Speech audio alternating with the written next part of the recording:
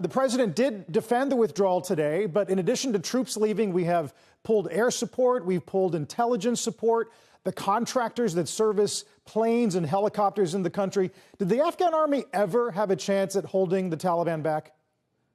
Well, look, the Afghan army was organized, trained, and equipped by us over a course of 15 or 20 years. And we provided equipment, we provided the best of training, and so forth. But the one thing we could not provide the Afghan National Army and police was the will to fight. These factors such as discipline, leadership, unit cohesion had to come from Afghans themselves. They had to be organically Afghan.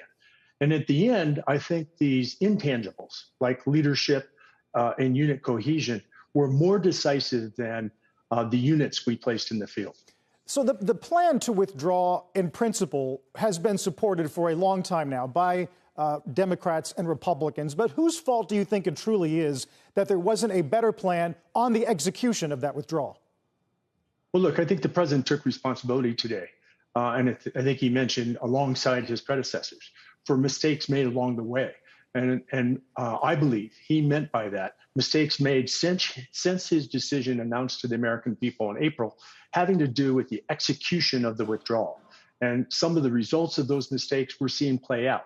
However, I think the administration has been quick to find its feet and to begin to set things right, beginning with the security situation in Kabul airport, which not yet set, is on the way to being secured, and order established, where today we're seeing signs of chaos. So I think in the days ahead, we're going to see a much different image coming out of Kabul airport.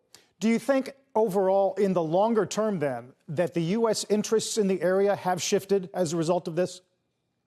Well, U.S. vital national interests in the region have been serviced.